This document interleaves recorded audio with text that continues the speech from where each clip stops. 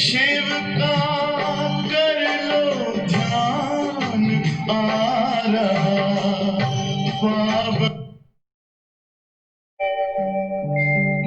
ओम शांति शांति।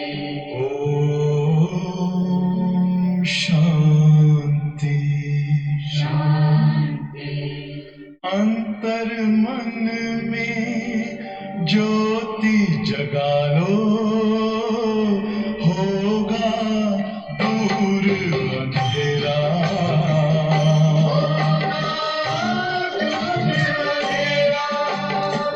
शिव का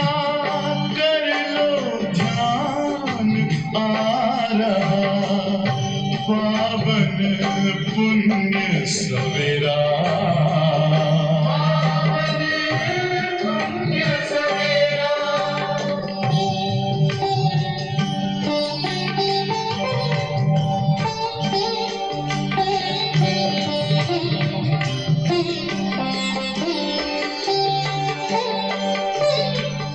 तुम हो कौन, कहाँ से आए, अपने आप को जानो। राजयोग के द्वारा अपना परम पिता पहचानो। इसी राजपथ पर चलकर तुम पालो अपना बसेरा।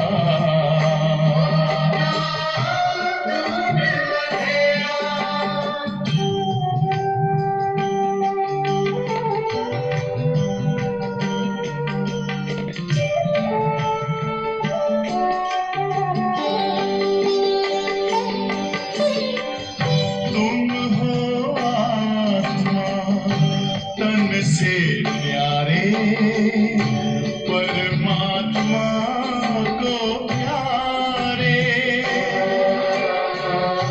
दिव्य गुणों को धारण करके योगी बनो दुलारे। ज्योति बिंदु ही तोड़ेगा ये माया मोह का घेरा।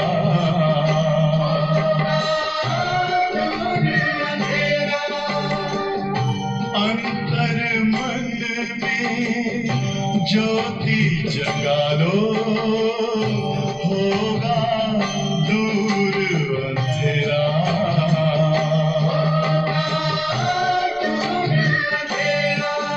ओम शांति, ओम शांति, ओम शांति।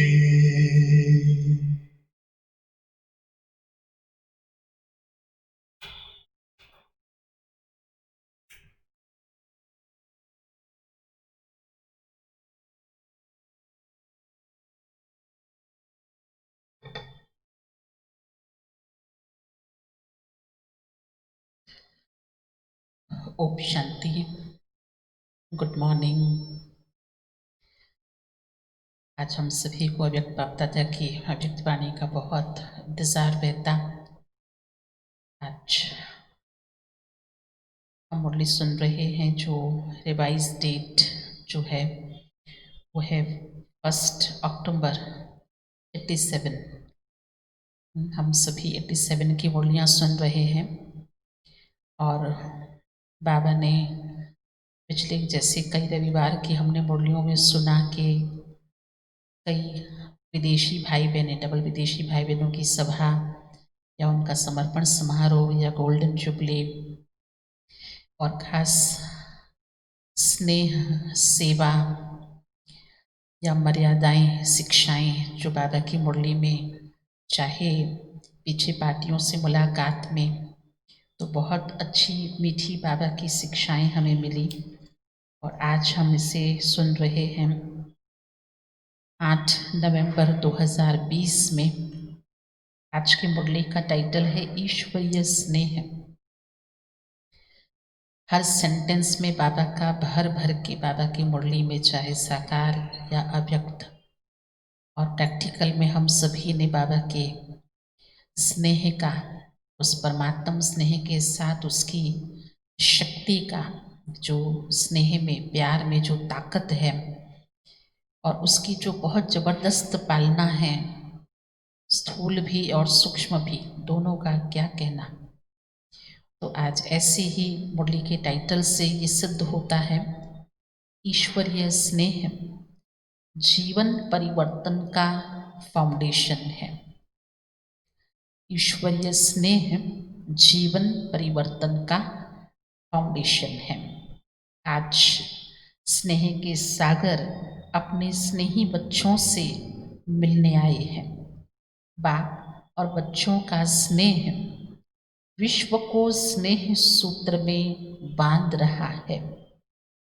जब स्नेह के सागर और स्नेह संपन्न नदियों का मेल होता है, प्यार का सागर परमात्मा और प्यार की प्यासी ये सर्व नदियाँ, और जब इनका संगम मिलन होता है तो स्नेह भरी नदी भी बाप समान मास्टर स्नेह का सागर बन जाती।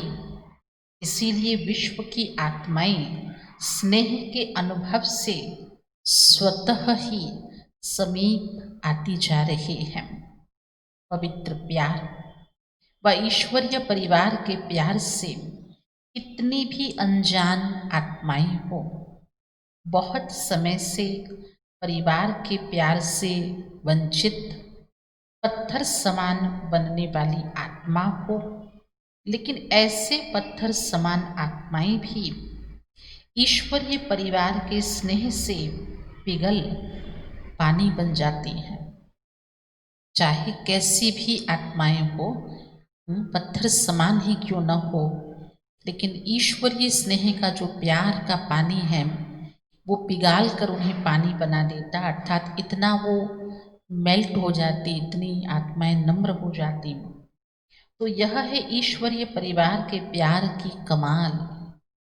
कितना भी स्वयं को किनारे करें, लेकिन ईश्वरीय प्यार चुंबक के समान स्वतः ही समीप ले आता है। इसको कहते हैं ईश्वरीय स्नेह का प्रत्यक्ष फल। चाहे कोई आत्मा कितना भी किनारा करना चाहे, कई बार ऐसे कई भाई बहन सुनाते ना, ऐसा मन में भी संकल्प आता, चलेगा कल तो नहीं जाएंगे, लेकिन फिर कहते नहीं, भगवान पढ़ाते हैं तो देखो कैसे खींच करके आ जाते हैं। इतने समय से सब पूछते थे कब सेंटर खोलेंगे, कब सेंटर खोलेंगे, अब सेंटर खुल गए, है ना। उस प्यार के सागर परमात्मा ने अपनी बाहें पसार के अपने बच्चों को मिलन मनाने के लिए, भाई अब सन्मुख में मुरली सुन सकते हैं। तो देखो कोई कितना भी किनारा करना चाहे, लेकिन ईश्वरीय स्नेह एक ऐसे चुंबक का काम करता है जो चुंबक के समान स्वतः उस दूर की चीज को भी खींच कर पास अपने समीप ले आता है। इसी को तो कहते हैं ईश्वरीय स्नेह का प्रत्यक्ष फल। कितना भी कोई स्वयं को अलग रास्ते वाले माने, लेकिन ईश्वरीय स्नेह सहयोगी बनाए, आपस में एक हो, आगे बढ़ने के सूत्र में बांध देता है। ऐसा अनुभव किया ना, किया ना। क्योंकि ये जो मुरली चल रही है उसके पहले कोई बहुत बड़ा धर्म सम्मेलन हुआ, तो जो अपने को बहुत अलग थलग मानते हैं, वैसे भी कई प्रकार से दुनिया के कई लोग कि हम थोड़ी इनके जैसे हैं, लेकिन जब यहाँ आते इस कार्य से यज्ञ से जुड़ते हैं तो देखते कहते नहीं, हम भी इनके सहयोगी बन सकते, मददगार बन सकते, हम भी कुछ इनके काम आ सकते हैं। बाबा कहते देखा, अनुभव किया ना। स्नेह पहले सहयोगी बनाता है, सहयोगी बनाते बनाते स्वतः ही समय पर सर्व को सहज योगी भी बना देता है। कमाल तो स्नेह की हुई ना, जो पहले सहयोगी और फिर सहज योगी बना देता। सहयोगी बनने की निशानी है, आज सहयोगी हैं, कल सहज योगी बन जाएंगे। ईश्वरीय स्नेह परिवर्तन का फाउंडेशन है, अथवा जीवन परिवर्तन का बीज रूप है। जिन आत्माओं में ईश्वरीय स्नेह की अनुभूति का बीज पड़ जाता है, तो यह बीज सहयोगी बनने का वृक्ष स्वतः ही पैदा करता रहेगा। और समय पर सहज योगी बनने का फल दिखाई देगा, क्योंकि परिवर्तन का बीज फल जरूर दिखाता है। बीज ही परिवर्तन का है तो अवश्य ही फल, प्रत्यक्ष फल अवश्य दिखाता है। सिर्फ कोई फल जल्दी निकलता है और कोई फल समय पर निकलता है। चारों ओर देखो, आप सभी मास्टर स्नेह के सागर विश्व सेवाधारी बच्चे क्या कार्य कर रहे हो? चारों ओर देखो तो आप विश्व सेवाधारी मास्टर स्नेह के सागर क्या कार्य कर रहे हो? विश्व में ईश्वरीय परिवार के स्नेह का बीज बो रहे हो। क्या कर रहे हैं? क्या आता है? बस यही खेती कर रहे हैं। ईश्वरीय स्नेह का बीज बो रहे हो। जहाँ भी जाते हो, चाहे कोई नास्तिक हो व आस्तिक हो, बाप को न भी जानते हो ना भी मानते हो, लेकिन इतना अवश्य अनुभव करते हैं कि ऐसा ईश्वरीय परिवार का प्यार जो आप शिववंशी ब्रह्मा कुमारियों से मिलता है, ये कहीं भी नहीं मिलता।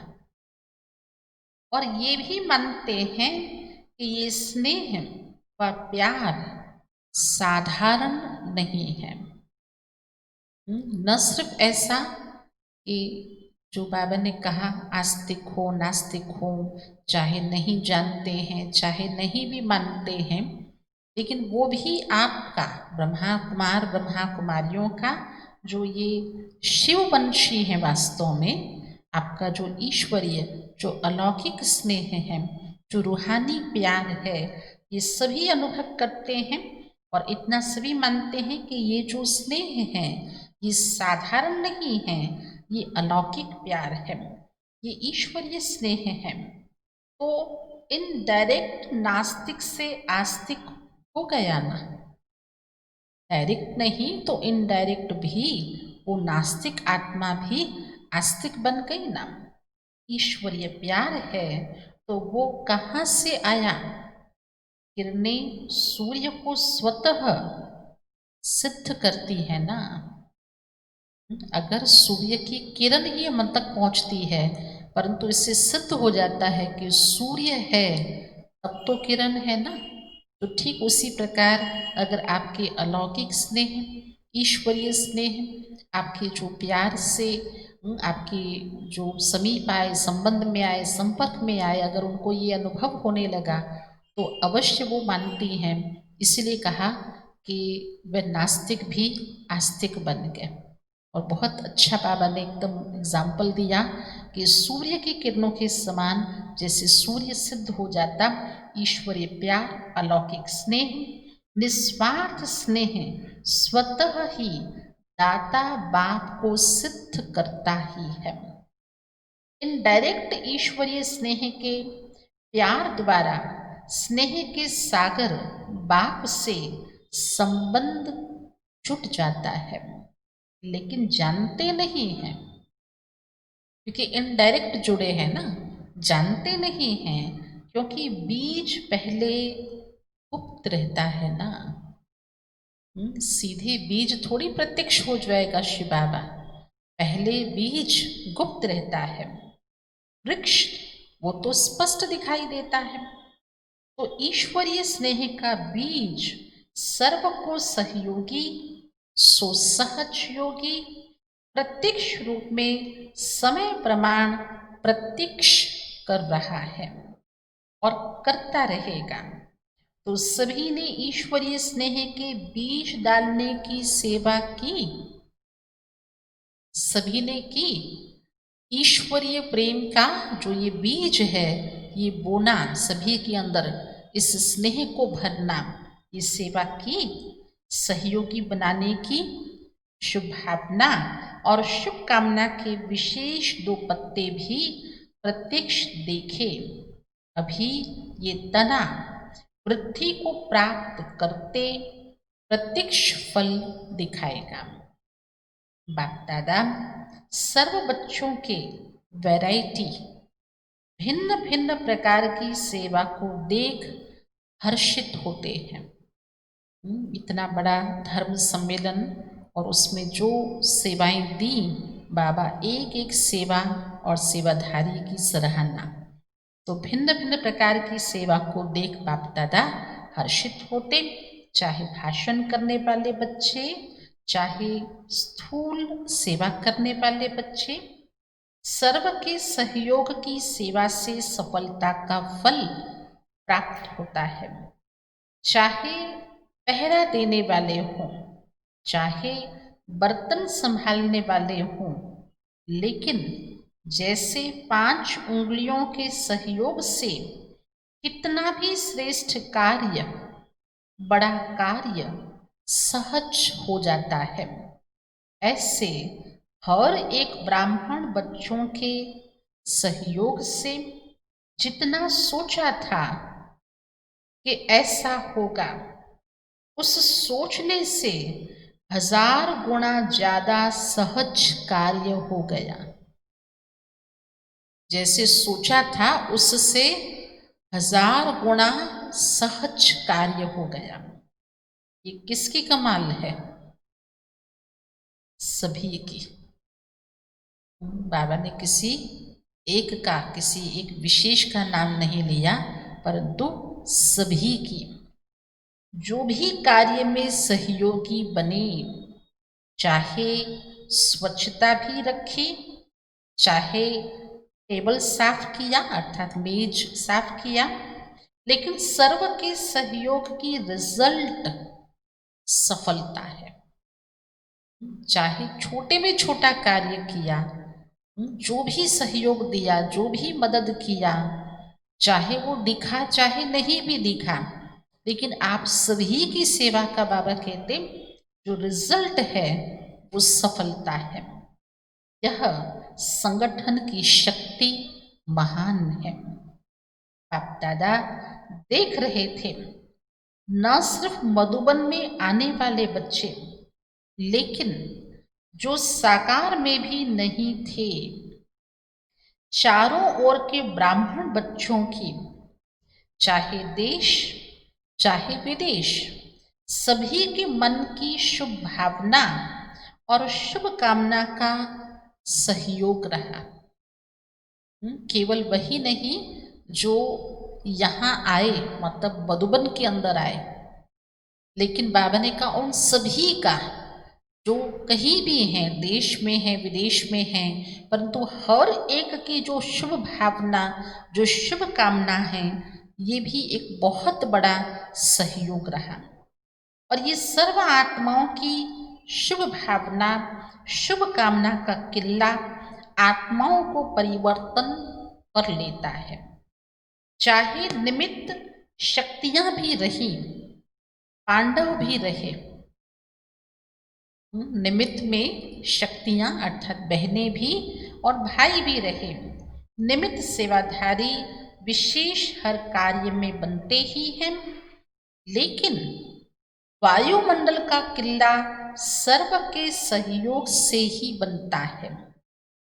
निमित्त बनने वाले बच्चों को भी बाप दादा मुबारक देते हैं, लेकिन सबसे ज्यादा मुबारक सभी बच्चों को, निमित्त बनने वालों को भी मुबारक दिया और बाकी सभी बच्चों को भी बाबा ने कहा, लेकिन सबसे ज़्यादा मुबारक सभी बच्चों को, बाप को बच्चे मुबारक क्या देंगे? वैसे दुनिया में तो रिटर्न में देते हैं ना कि आपको बधाई, तो आपको भी बधाई। अब बाबा को क्या बच्चे मुबारक देंगे, क्योंकि बाप तो अव्यक्त हो गया, व्यक्त में तो बच्चों को निमित्त बनाया। इसीलिए बाप दादा सदा बच्चों के ही गीत गाते हैं। अक्सर मुरली में बाबा वाह बच्चे वाह, बाबा बच्चों के वाह वाह के गीत गाते हैं। आप बाप के गीत गाओ और बाप आपके गीत गाए। क्योंकि बाप तो अव्यक्त हो गया और बच्चे व्यक्त में हैं, जो निमित्त बन करके और कार्य करते हैं संगठन में, जो संगठन की शक्ति को महान कहा, चाहे यहाँ साकार सन्मुख में होके कर रहे हैं, चाहे दूर हो करके, लेकिन उनकी शुभ भावनाओं का, शुभ कामनाओं का जो किला इतना मजबूत हो गया, जो जितना सोचा था उससे भी 1000 गुना कार्य सहज हो गया। जो भी किया बहुत अच्छा किया। भाषण करने वालों ने भाषण अच्छे किए, स्टेज सजाने वालों ने स्टेज अच्छी सजाई, और विशेष योग युक्त भोजन बनाने वाले, खिलाने वाले, सब्जी काटने वाले, क्योंकि भोजन बनाने वाले ही सिर्फ योग युक्त रहे इतना काफी नहीं है, खिलाने वाले भी योग युक्त। लेकिन शुरुआत कहाँ से होती? सब्जी काटने वाले, सब्जी काटने वाले भी योग युक्त रहे। तो पहले फाउंडेशन तो सब्जी कटती है ना। ऐसा थोड़ी सब्जी काटने वाले सोचे हमको क्या योग करना है, वो तो बनाने वाले जो है वो योग में रहे ना। नहीं, पहला फाउंडेशन तो सब्जी कटती है। सब्जी नहीं कटे तो भोजन क्या बनेगा? तो जैसे वो फाउंडेशन है सब्जी कटना, ऐसे योग युक्त रहना भी वहां से शुरू होता इस सेवा से। तो सभी डिपार्टमेंट वाले ऑल राउंड अर्थात सर्व प्रकार की सेवा के निमित्त रहे। सुनाया ना, अगर सफाई वाले सफाई नहीं करते तो भी प्रभाव नहीं पड़ता। चाहे भाषण करने वाले बहुत अच्छा भाषण करें, लेकिन अगर सफाई वाले जो निमित्त सेवाधारी सफाई ना करे तो उस अच्छे से अच्छे भाषण का भी प्रभाव नहीं पड़ता। तो हर एक का चेहरा ईश्वरीय स्नेह संपन्न नहीं होता तो सेवा की सफलता कैसे होती? सभी ने जो भी कार्य किया स्नेह भर करके किया, इसीलिए उन्हों में भी स्नेह का बीज पड़ा। जो भी आए उस प्रोग्राम में, उस कार्य में, उन सभी में जिनकी सेवा के हम निमित्त बने, उन सर्व आत्माओं को हमने बुलाया ही क्यों? ईश्वरीय संदेश देने के लिए। तो अगर हमने स्नेह से कार्य किया, स्नेह से हमने सेवा की, योग युक्त होकर सेवा की, निमित्त बनकर सेवा की, तो ये जो बीज है ये उनमें भी पड़ा, उमंग उत्साह से किया, इसीलिए उनको में भी उमंग उत्साह रहा। अनेकता होते भी स्नेह के सूत्र के कारण एकता की ही बातें करते रहे। जब वे भी अपना भाषण करते हैं तो महिमा करके जाते हैं ना, आपकी एकता, आपका संगठन। जब हमको पता चला अच्छा यहाँ भिन्न भिन्न भाषा के, भिन्न भिन्न कास्ट के, अलग अलग धर्म के, अलग अलग स्थान के लोग, भिन्न भिन्न कल्चर के लोग एक साथ रहते हैं, तो इतने बड़े संगठन का, कार्य का, उनकी सफलता का, तो वो अवश्य उसकी महिमा करते। बाबा कहते देखो, आपके स्नेह के सूत्र के कारण आपकी एकता की बातें वह करते।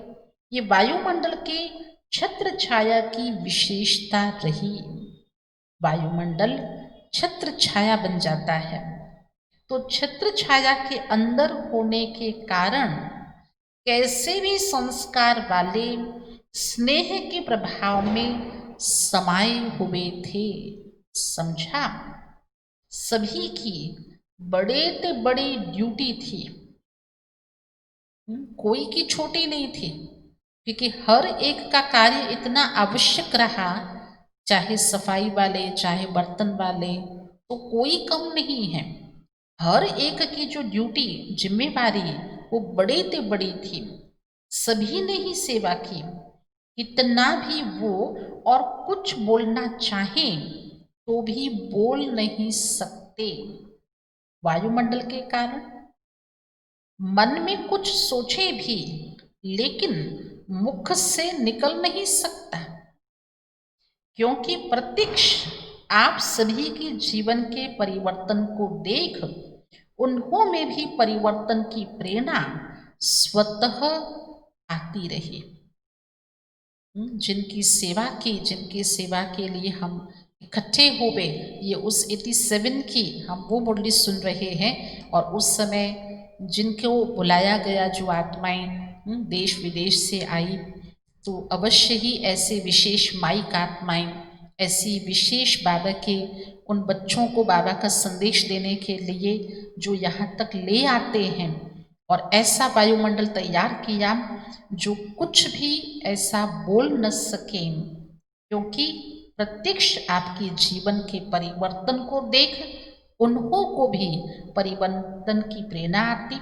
प्रत्यक्ष प्रमाण देखा ना, शास्त्र प्रमाण से भी सबसे बड़ा प्रत्यक्ष प्रमाण है। जैसे भक्ति मार्ग में वो शास्त्रों का प्रमाण देते हैं, लेकिन उस प्रमाण से भी बड़ा, जो बड़े में बड़ी साप्ती है, जो सामने दिखाई देती है, वो है प्रत्यक्ष प्रमाण। प्रत्यक्ष प्रमाण के आगे और सभी प्रमाण समा जाते हैं। यह रही सेवा की रिजल्ट। अभी उसी स्नेह के सहयोग की विशेषता से और समीप लाते रहेंगे तो और भी सहयोग में आगे बढ़ते जाएंगे। फिर भी प्रत्यक्षता का आवाज बुलंद तभी होगा जब सभी सत्ताओं का सहयोग होगा। विशेष सर्व सत्ताएं जब मिलकर एक आवाज बुलंद करें, खाली धर्म सत्ता बोले यही है नहीं, खाली राज्य सत्ता बोले नहीं। बाबा कहते जब सभी सत्ताएं मिलकर एक आवाज बुलंद करे तब ही प्रत्यक्षता का पर्दा विश्व के आगे खुलेगा। वर्तमान समय जो सेवा का प्लान बनाया है वह इसीलिए बनाया है ना, सभी वर्ग वाले अर्थात सत्ता वाले संपर्क में, सहयोग में आए, स्नेह में आए और संबंध में आकर सहज योगी बन जाएं। अगर कोई भी सत्ता सहयोग में नहीं आती है तो सर्व के सहयोग का जो कार्य रखा है वो सफल कैसे होगा। तो हर सत्ता को उसे बुलाना पड़े संबंध संपर्क में। बाबा ने कहा स्नेह में, सहयोग में। जब सभी सत्ता वाली आत्मा इकट्ठी होंगी तब सभी का आवाज जब बुलंद होगा तब ये प्रत्यक्षता का पर्दा खुलेगा। अभी फाउंडेशन पड़ा विशेष सत्ता का, धर्म सत्ता सबसे बड़े ते बड़ी सत्ता है ना। उस विशेष सत्ता द्वारा फाउंडेशन आरंभ हुआ। स्नेह का प्रभाव देखा ना। वैसे लोग क्या कहते थे कि ये इतने सब इकट्ठे कैसे बुला रहे हो, ये लोग भी सोचते रहे ना। लेकिन ऐसे काफी संकल्प चलते ना, ऐसे कैसे सभी को इतने सारों को बुलाते, कैसे कर सकेंगे। कोई भी चीज नई करते, पहली बार करते तो संकल्प चलते। बाबा कहते लेकिन हुआ क्या, ईश्वरीय स्नेह का सूत्र एक था, इसलिए अनेकता के विचार होते हुए भी सहयोगी बनने का विचार फिर भी एक ही रहा। चाहे कितने लोगों ने संकल्प चलाए होंगे, लेकिन जब हम स्नेह के सूत्र में हम तो सहयोगी बनेंगे, हम तो जिम्मेवार बनेंगे, हम तो ये कार्य करके ही रहेंगे, तो फिर इस सहयोग के जो विचार हैं जो अनेकता में एकता ला देते हैं, तो यह भी बाबा कहते सहयोगी बनने का विचार फिर भी एक ही रहा।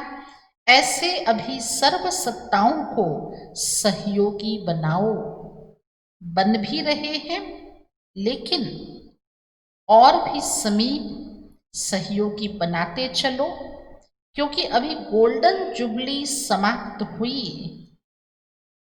87 में जिसको बहुत बड़े पैमाने पे सेलिब्रेट किया गया, गोल्डन जुबली स्वर्ण जयंती समाप्त हुई, तो अभी से और प्रत्यक्षता के समीप आ गए। जितने दिन ब दिन हम जाते जाएंगे, समय जाता जाएगा, उतना हम और प्रत्यक्षता के नज़दीक आते जाते। तो बाबा कहते अभी तो और समीप प्रत्यक्षता के आ गए। डायमंड जुबली अर्थात प्रत्यक्षता का नारा बुलंद करना।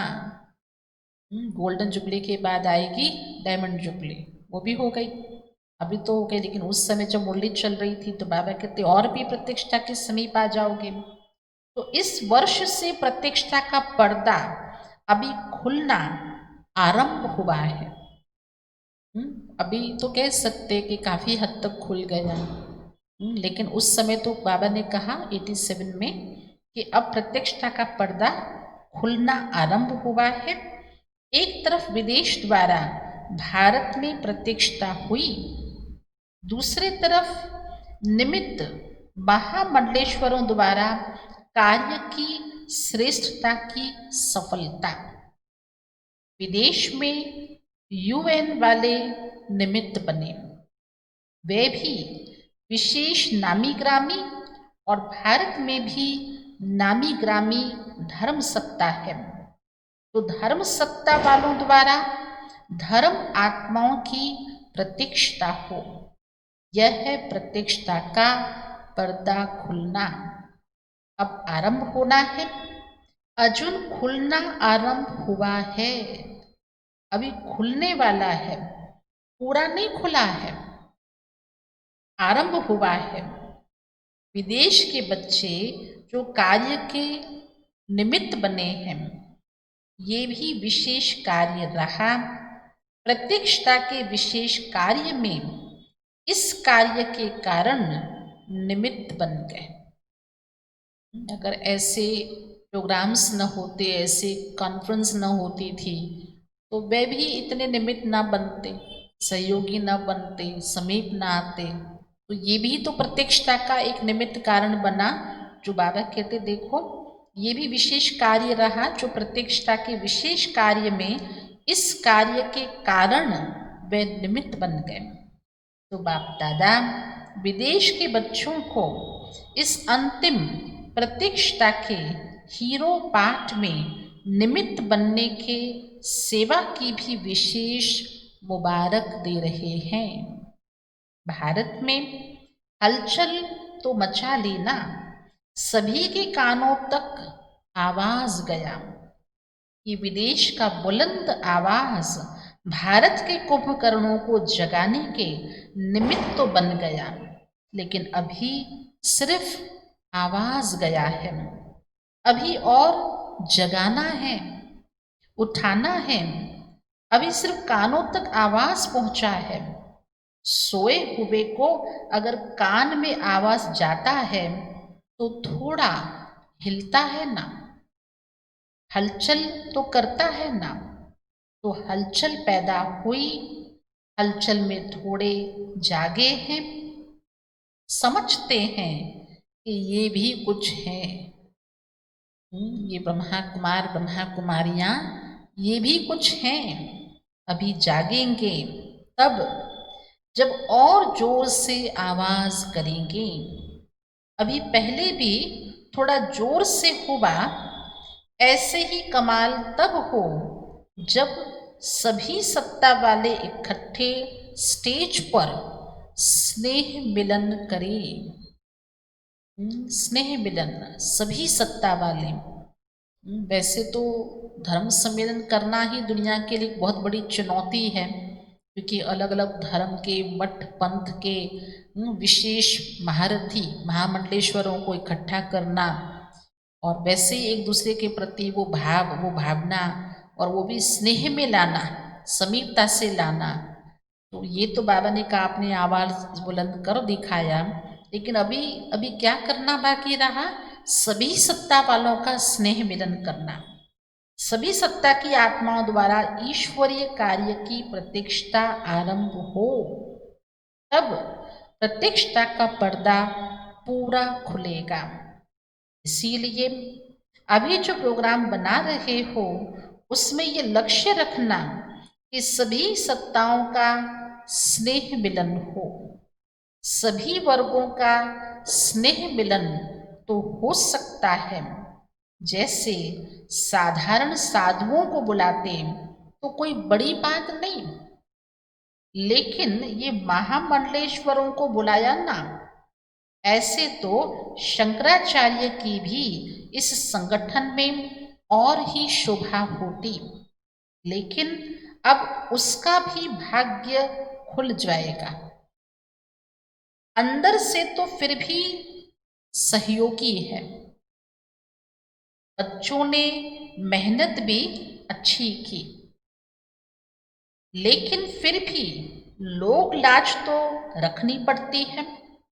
वो भी दिन आएगा जब सभी सत्ता वाले मिलकर के कहेंगे कि श्रेष्ठ सत्ता, ईश्वरीय सत्ता, आध्यात्मिक सत्ता है तो एक परमात्म सत्ता ही है। वो प्रत्यक्षता, वो आवाज का बुलंद होना, जब सभी की आवाज में यही एक नारा गूंजेगा कि एक ही परमात्म सत्ता, ये सर्वश्रेष्ठ एक महान सत्ता है, इसीलिए लंबे समय का प्लान बनाया है ना। इतना समय इसीलिए मिला है कि सभी को स्नेह के सूत्र में बांध समीप लाओ। ये स्नेह चुंबक बनेगा जो सभी एक साथ संगठन रूप में बाप की स्टेज पर पहुंच जाएं। जो कभी किसी को संकल्प आता हो ये कब तक ऐसा करेंगे, बाबा कहते यही तो आपको समय मिला है आवाज बुलंद करने का, सभी को समीप लाने का, सोए हुए को जगाने का, वो जगे, वो उठे, वो समझें, वो माने, वे भी कहें, अनुभव करके कहें, तो ये आपको समय मिला है। और फिर सभी संगठन रूप में जब बाप की स्टेज पर पहुंच जाएं तो ऐसा प्लान बनाया है ना। अच्छा, सेवाधारियों को सेवा का प्रत्यक्ष फल भी मिल गया, नहीं तो अभी नंबर नए बच्चों का है ना। क्योंकि सेवा के निमित्त अगर मधुबन में है और बाप दादा का टर्न है तो बाप दादा मिलन भी हो गया, तो ये भी उनको एक एक्स्ट्रा चांस मिल जाता है। नहीं तो संख्या जो है वो जगह के हिसाब से कम पड़ती, और वो भी 87 में तो तब तक तो ऊपर ही था बाप दादा मिलन, तो नयों का ही नंबर था, लेकिन जो निमित्त बने सेवाधारी उन्हें ये मौका मिला। आप लोग भी मिलन मनाते मनाते अब वानप्रस्थ अवस्था तक पहुँचे हो। अभी अपने छोटे भाई बहनों को टर्न दे रहे हो, स्वयं वानप्रस्थी बने तब औरों को चांस दिया। इच्छा तो सबकी बढ़ती होगी, नहीं होगा, सभी की इच्छा होगी हम भी मिलन मनाएं, हम भी जाएं, तो इच्छा तो सबकी बढ़ती ही जाएगी। सभी कहेंगे अभी भी मिलने का चांस मिलना चाहिए। जितना मिलेंगे उतना और इच्छा बढ़ती जाएगी। फिर क्या करेंगे, औरों को चांस देना भी स्वयं तृप्ति का अनुभव करना है।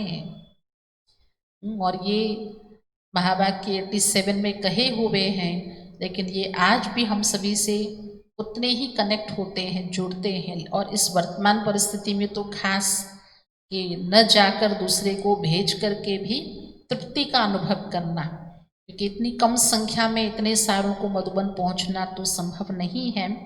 तो औरों को चांस देना भी स्वयं तृप्ति का अनुभव करना है, क्योंकि पुराने तो अनुभवी हैं, प्राप्ति स्वरूप हैं। तो प्राप्ति स्वरूप आत्माएं सर्व पर शुभ भावना रखने वाले, औरों को आगे रखने वाले हो, या समझते हो हम तो मिल लेवे, इसमें भी निस्वार्थी बनना, क्या समझते हो? अगर प्राप्ति स्वरूप आत्माएं हो, बहुत समय तक ये मिलन मनाने की प्राप्ति का अनुभव किया है, चांस लिया है, अब नयों को, अपने से छोटों को चांस दे रहे हो, तो ऐसा तो मन में नहीं आता कि हम भी तो मिल ले वे।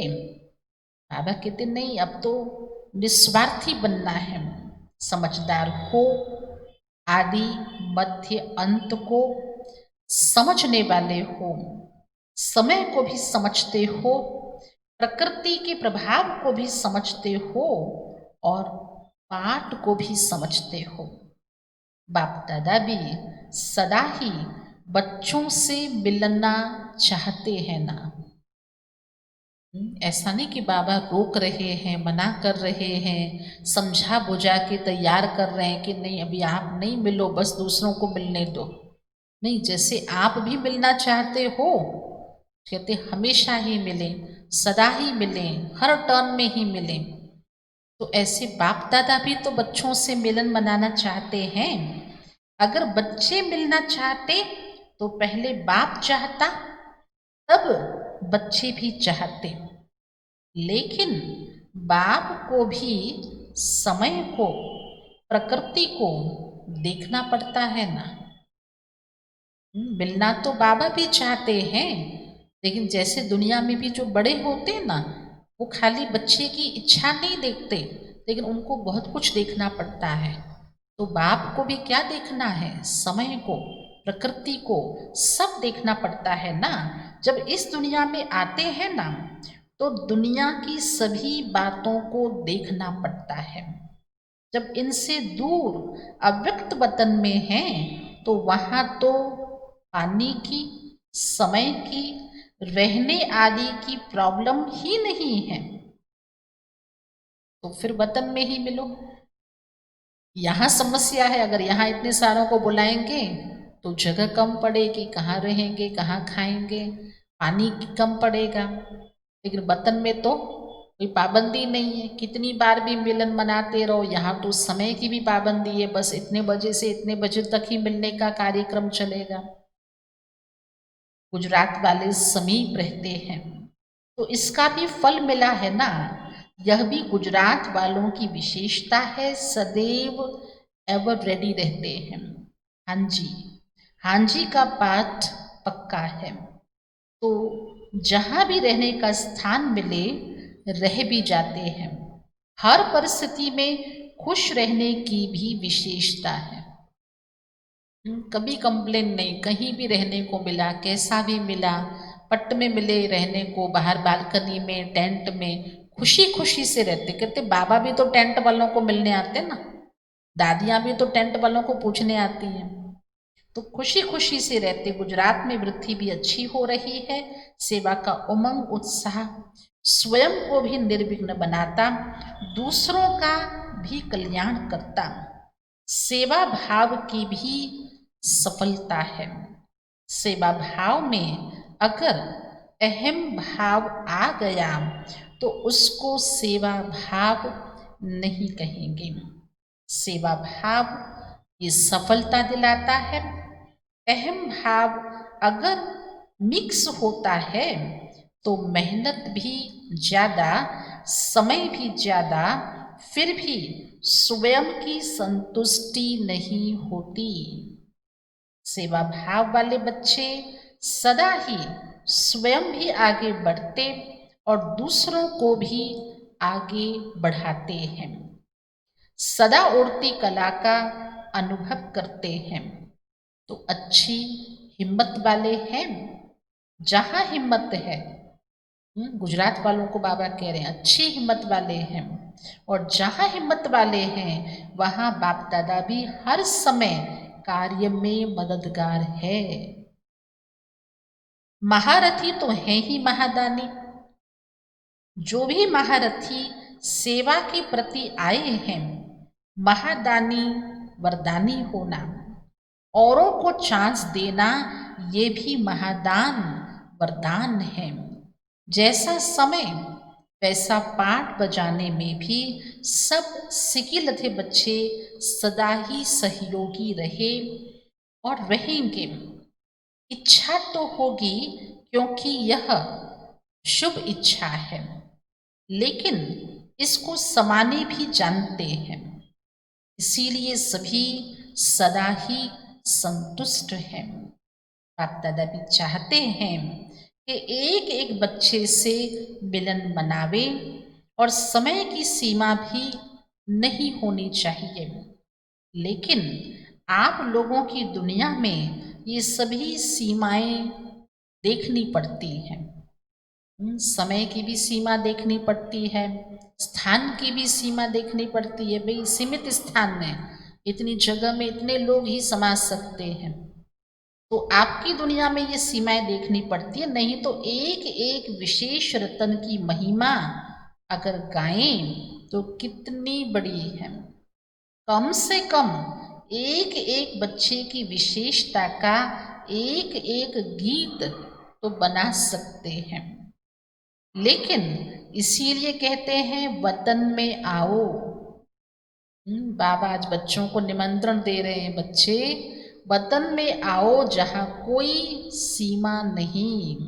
अच्छा, सदा ईश्वरीय स्नेह में समाये हुए, सदा हर सेकंड सर्व के सहयोगी बनने वाले, सदा प्रतीक्षता के पर्दे को हटाए बाप को विश्व के आगे प्रत्यक्ष करने वाले, सदा सर्व आत्माओं को प्रत्यक्ष प्रमाण स्वरूप बन आकर्षित करने वाले, सदा बाप और सर्व के हर कार्य में सहयोगी बन एक का नाम बाला करने वाले, ऐसे विश्व के इष्ट बच्चों को, विश्व के विशेष बच्चों को बाप दादा का अति स्नेह संपन्न याद प्यार। साथ साथ सर्वदेश विदेश के स्नेह से बाप के सामने पहुंचने वाले सर्व समीप बच्चों को सेवा की मुबारक के साथ साथ बाप दादा का विशेष याद प्यार स्वीकार हो। आज का वरदान है, नॉलेजफुल की विशेषता द्वारा संस्कारों की टक्कर से बचने वाले, नॉलेजफुल की विशेषता द्वारा संस्कारों की टक्कर से बचने वाले, कमल पुष्प समान न्यारे व साक्षी भव। संस्कार तो अंत तक किसी के दासी के रहेंगे, किसी के राजा के। संस्कार बदल जाएं ये इंतजार नहीं करो, लेकिन मेरे ऊपर किसी का प्रभाव ना हो, क्योंकि एक तो हर एक के संस्कार भिन्न हैं, दूसरा माया का भी रूप बनकर ये आते हैं। इसीलिए कोई भी बात का फैसला मर्यादा की लकीर के अंदर रह कर के करो।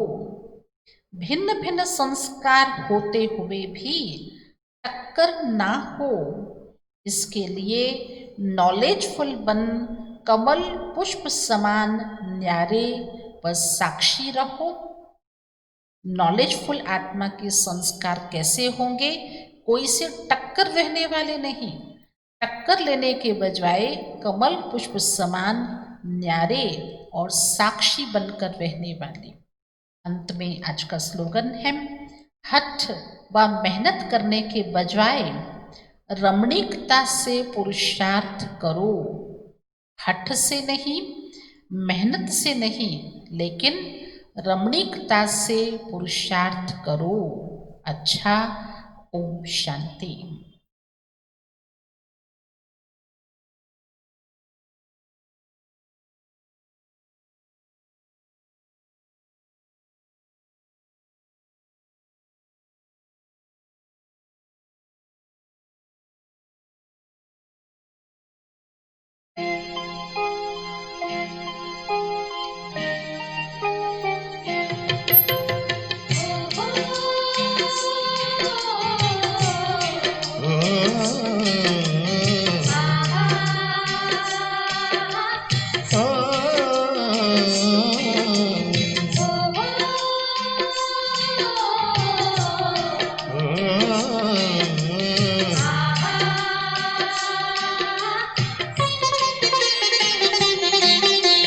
सब में हो सहयोग भावना, सब में हो सहयोग भावना, सबको सब दे प्यार, सब चाहे तो सबके लिए हो सुखमय ये संसार, सुखमय हो संसार। सब में हो सहयोग भावना, सबको सब दे प्यार, सब चाहे तो सबके लिए हो सुखमय ये संसार, सुखमय हो संसार।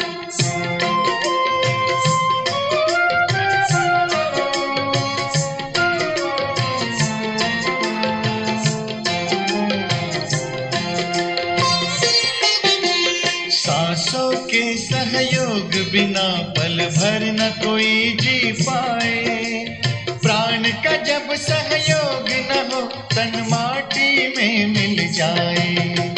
सांसों के सहयोग बिना पल भर न कोई जी पाए, प्राण का जब सहयोग न हो तन माटी में मिल जाए।